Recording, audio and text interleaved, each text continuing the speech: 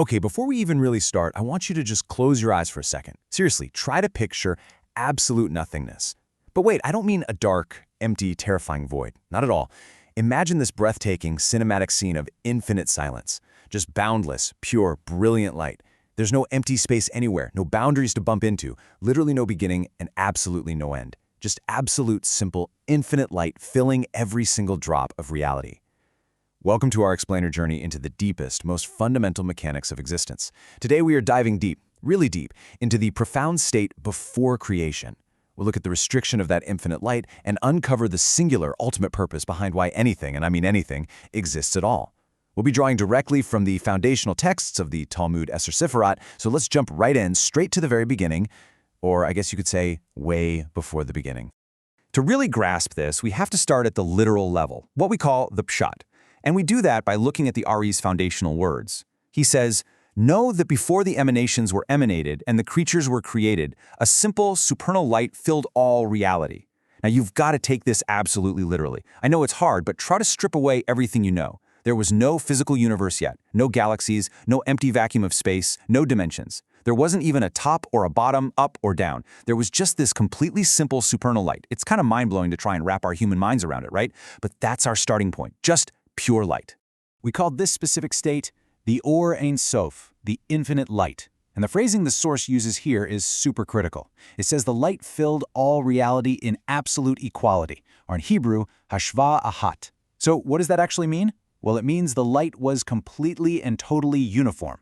There weren't any different grades of light. You didn't have brighter spots over here and dimmer spots over there, no head, no tail, no hierarchy. It was perfectly simple and perfectly whole.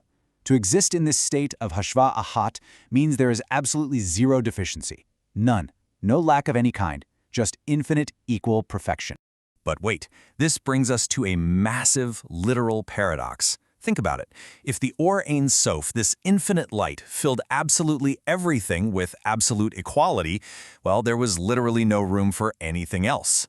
The very concepts of Chalal, which means a void, or Riknicht, meaning emptiness, they just did not exist yet. There was no such thing as empty space. So, if everything is already entirely 100% full of infinite light, where on earth do you put a universe? Where do you put finite beings like us? The answer is you can't. And that right there is the central cosmic conflict of creation. To make something new, to create a reality, a space literally had to be made. But before we get into the heavy mechanics of how that space was engineered, we got to ask the big question: why make it at all? Okay, so our source text outlines a sort of surface-level purpose for creation first. It tells us that the desire arose to create worlds and emanate beings for a specific reason: to bring to light the perfection of his actions, his names, and his attributes. Makes sense, right? If the Creator is inherently merciful, well, there needs to be someone around to actually receive that mercy. If the Creator is a healer, there has to be someone who needs healing. You need a recipient to reveal the action. But here's the thing. This is just the mechanics of revelation. It's totally true, but it's just the surface layer. The deepest hidden secret, the sod of creation, goes much, much deeper than just showing off attributes. And here is that secret. Behind the emanation of all the worlds, behind the revelation of all the names and actions, lies one single, unifying, underlying thought. Just one. And it is to do good to his creations. Or in Hebrew, lahaitiv linivrav. The Creator is absolute perfection, and absolute goodness, right? So naturally, the Creator inherently desires to bestow absolute, infinite good. That is the whole point. That one single thought encompasses literally the entirety of existence. Everything from the very first spark before the beginning all the way to the final correction of reality is driven purely by this desire to do good. Now here is where the logic gets absolutely fascinating. Let's think this through together. If the Creator's fundamental core nature is to give infinite good, what must logically exist to fulfill that desire? Right, a receiver. You literally cannot bestow a gift if there's no one there to accept it. It's a two-way street. So the Creator brought forth a completely new form. And this was a creation from absolutely nothing, what we call yesh mi'ayin. This brand new creation is called the Redson Lekabel, the will to receive. It's essentially the cosmic vessel, and it was designed specifically and solely for one job: to receive the infinite pleasure and good that the Creator wants to give. But wait a second. If you're following the logic here, a massive question pops up, and the text actually anticipates this beautifully. If the sole thought of creation is to bestow infinite, unending, perfect good upon us, why did we end up here? I mean, look around. Why place the soul into this physical, opaque, seriously challenging world, a world full of struggle and effort and concealment and pain? If the goal is just to give us good, why not just give the soul the infinite light directly up in the higher worlds? Why put us through all this hassle? The answer is so profound, and it lies in a spiritual concept the sages call the bread of shame.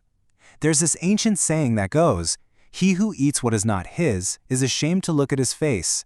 Think about how you feel when someone just hands you something huge that you didn't earn. It's uncomfortable, right? You kind of want to look away.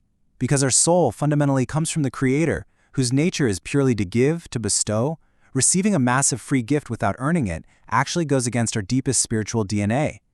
Receiving unearned infinite light causes this unbearable spiritual embarrassment, a profound shame. Because our form in that moment, just sitting there receiving passively, is the complete opposite of the Creator's form, which is actively giving. So, the absolutely crucial takeaway here is this dynamic between a free gift and an earned reward.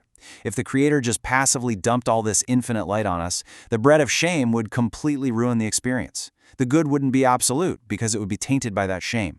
Therefore, the Creator engineered a genius system of restriction. He concealed the Ohr Ein Sof and created this physical world of effort.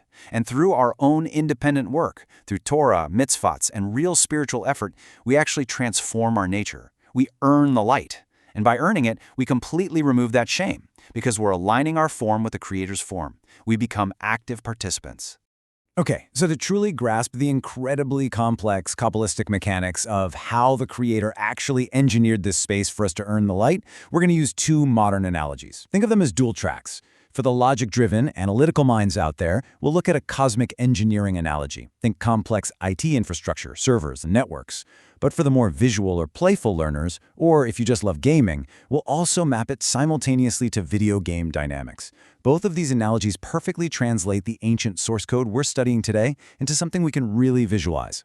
Let's start with cosmic engineering. So before anything else, there was just the cloud. That's the Ohr Ein Sof, storing infinite data and infinite light absolutely everywhere. But to make a secure, local environment for us to operate in, the Creator had to implement a firewall. This is the Tzimtzum, the first major restriction.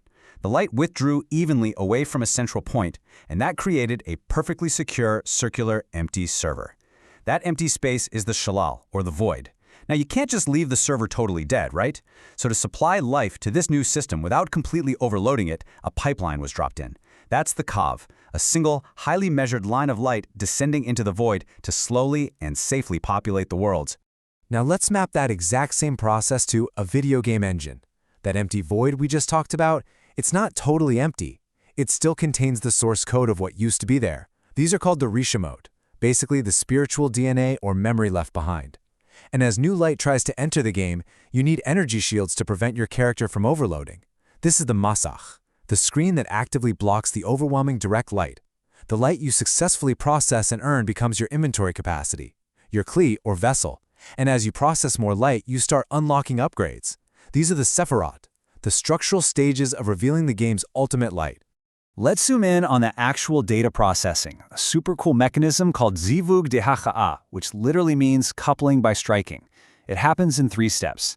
Step 1. The Or Yashar, the direct light descends toward the newly created soul or vessel, basically wanting to give it absolutely everything. Step 2. The soul, remembering that it doesn't want the bread of shame, activates its shield, the Masak, and forcefully rejects the light. It says, no, I'm not taking this for free. Step 3. This rejected light then bounces back up as Or Hoser, or returning light. And here's the genius part. By rejecting the light for the sake of a creator, the soul ironically builds the exact framework needed to finally hold the light purely. What's really beautiful is that this entire process creates a literal cosmic heartbeat. The text described this as hitpashtut and histalkut, the expansion of light into the vessel and its subsequent withdrawal.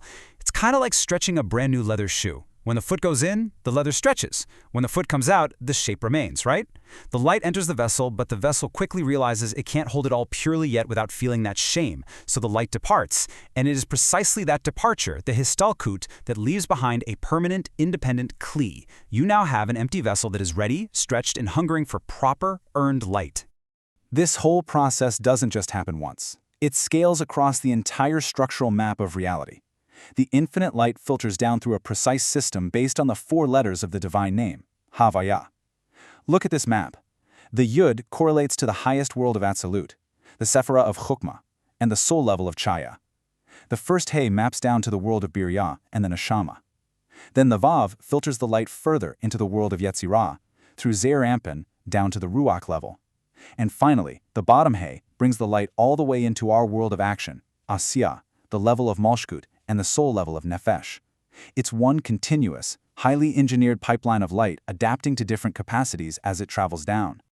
So, considering all of this, what is our actual job down here at the very bottom of this pipeline? It all comes down to a concept called Hishtavut Tzura, equivalence of form.